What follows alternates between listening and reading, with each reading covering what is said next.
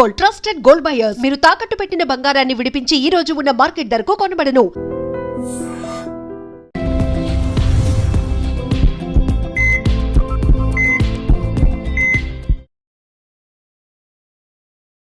నమస్తే, welcome back to IT media. మన ఆయుర్వేదం ప్రోగ్రామ్కి అందరికీ స్వాగతం. సో ఈరోజు మనతో ఉన్నారు 35 ఏళ్లకు పైగా ఆయుర్వేద వైద్యంలో తనకంటూ ఆయుర్వేద వైద్యాన్ని అందిస్తూ ఒక చరిత్రను సృష్టించుకున్న చిట్టిబొట్ల మధుసూదన్ శర్మ గారు. సో సార్ని అడిగి వెయిట్ లాస్కి కొన్ని టిప్స్ తెలుసుకునే ప్రయత్నం చేద్దాము.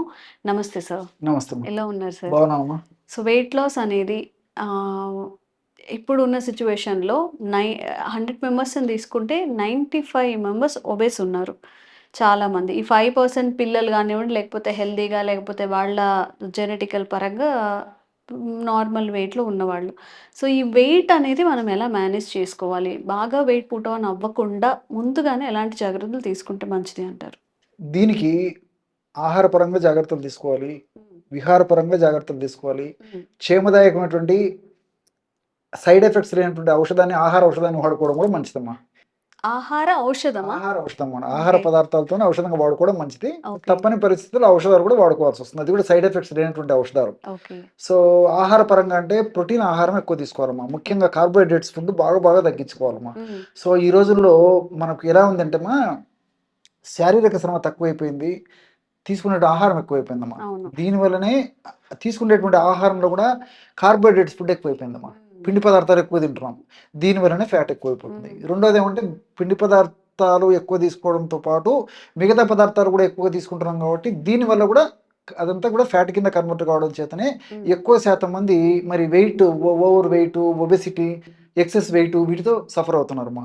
సో కాబట్టి ముఖ్యంగా ఆహార నియమాలు చాలా జాగ్రత్త పాటించాలి. ఓకే. అసలు ఈ ఒబెసిటీ అని అంటారమ్మా జనరల్. దీన్ని ఒక స్థాయికి వచ్చిన తర్వాత, వెయిట్ ఒక స్థాయి దాటిన తర్వాత ఒబెసిటీ అవుతుంది. అన్ని భాషలో ఓబ్ అంటే అతిగా, ఓసిస్ అంటే తినడం, ఎక్కువగా తినడం వల్ల వచ్చేటువంటి సమస్య కాబట్టి దీన్ని ఒబెసిటీ అంటారమ్మా. ఓకే. సో ముందు ఫుడ్ నియంత్రణలో పెట్టుకోవాలి, నంబర్ 1. మ్మ్. సో తీసుకునేటువంటి ఆహారం కూడా పోషక తుల్యమైనటువంటి ఆహారం తీసుకోవాలి. మ్మ్. అంటే నేను చెప్పాను కదా, మాకు కొంచెం ప్రోటీన్స్ బాగా పుష్కరమైన ఆహారం తీసుకుంటుండి ఈ కార్బోహైడ్రేట్స్ ఇలాంటి ఆహార పదార్థాలను బాగా తగ్గించుకోవాలి. తర్వాత ఈ junk food, fast foods, bakery foods ఇలాంటి పదార్థాలని కూడా చాలా తగ్గించాలి, అవాయిడ్ చేయగలిగితే మరి మంచిది. ఓకే. రెండవది ఏమంటే కనీసము ఒక వారంలో 5 రోజుల పాటు ఏదో ఎక్సర్సైజ్ చేయాలమ్మా. Walking, jogging, running, skipping, swimming ఇలాంటి ఏదో ఎక్సర్సైజ్ చేయడం చిన్నప్పటి నుంచి అలవాటు చేసుకోవాలి. ఓకే. కనీసం ½ అవర్ టు 45 మినిట్స్. మ్మ్. ఇవన్నీ నాణ్యానికి ఒక ఎత్తు.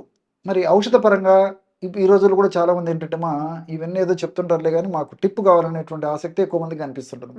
సో డైరెక్ట్ ఉన్న టిప్పే చెప్తాను. పాయింట్కి రండి అంటారా? అవునమ్మా, వాళ్ళకి కావాల్సింది అదే కదమ్మా. ఇవన్నీ చెప్పినా స్క్రోల్ చేసేటువంటి తత్వం ఎక్కువ ఉంటుంది కాబట్టి దాని అవగాహన ఫార్వర్డ్ లో పెట్టుకోవడమో లేకపోతే ఫార్వర్డ్ చేయడమో చేస్తారు కాబట్టి డైరెక్ట్ టిప్పే చెప్పేస్తాను. ఓకే. సో కామన్గా దొరికే వాటితోనే ఈజీగా సింపుల్గా తయారు చేసుకునేటప్పటిది చీప్గా దొరికేటువంటి మెడిసినే చెప్తానమ్మా. అంటే బాగా కాస్ట్ కూడా చాలా తక్కువ ఉంటుంది.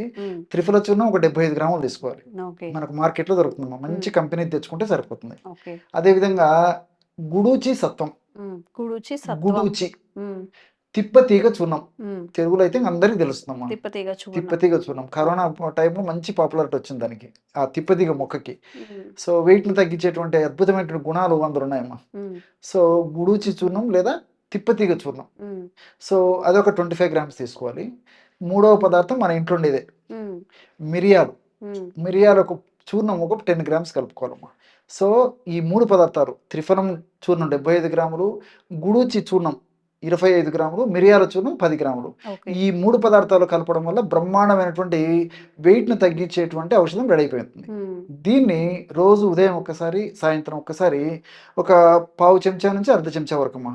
అంటే పావు టీ స్పూన్ నుంచి ½ టీ స్పూన్, మ్యాక్సిమం 2.5 గ్రామ్స్ అనమాట. ఒక కప్పు పల్చటి తాజా మజ్జిగలో కలిపేసేసి ఆహారం తర్వాత ఉదయం ఒకసారి, రాత్రి ఒకసారి తీసుకుంటున్నారు.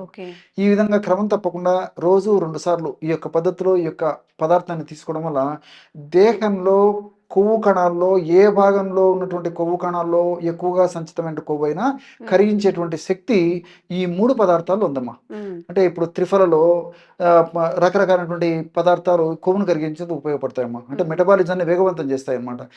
ఎలా చేస్తాయంటే త్రిఫలాలు ఉన్నటువంటి కొన్ని రసాయన పదార్థాలు గ్యాలిక్ యాసిడ్, చెబిరిక్ యాసిడ్, అట్లే కొన్ని యాంటీ ఆక్సిడెంట్స్ ఇవన్నీ కూడా ఏం చేస్తాయంటే మన కణాల్లో ఈ మైటోకాండ్రియా అని చెప్పేసి కొన్ని పార్ట్స్ ఉంటాయమ్మా. ఉమ్, సో ఇవే ఫ్యాట్ను బర్న్ చేసేది. అంటే మెటబాలిజాన్ని వేగవంతం చేయాలంటే ఇవి ఎక్కువ సంఖ్యలో ఉత్పత్తి కావాలా, అదేవిధంగా ఇవి ఎక్కువ సంఖ్యలో ఉండాలమ్మా. ఉమ్, సో ఈ త్రిఫల చూర్ణం వాడుకోవడం వల్ల ఆ మెటబాలిజం వేగవంతమయ్యేదానికి ఇవి కారణభూతం అవుతాయి. అంటే ఈ యొక్క మైటోకాండ్రియా సెల్స్, మైటోకాండ్రియా యొక్క భాగాలు ఎక్కువగా ఉత్పత్తి అవుతాయి కణాల్లో. అదేవిధంగా అవి మరింత చైతన్యవంతం కూడా తయారవుతాయమ్మా. ఓకే. సో ఫ్యాట్ మెటబాలిజం బాగా బాగా బాగా జరుగుతుంది అనమాట. సో ఎప్పుడైతే ఫ్యాట్ మెటబాలిజం బాగా తీవ్రంగా వేగవంతంగా జరుగుతుందో దేహంలో కొవ్వు కణాల్లో ఏ భాగంలో కొవ్వు ఎక్కువగా సంచితమైనా ఆ కొవ్వు కరిగిపోతుంది. ఉహుం, సో ఈ గుడూచమ్మ తిప్పతీగలో అరబినో గెలాక్టన్స్, అదేవిధంగా ఐసోక్వినోలాన్స్ ఇలాంటి రసాయన పదార్థాలు ఉన్నాయమ్మా.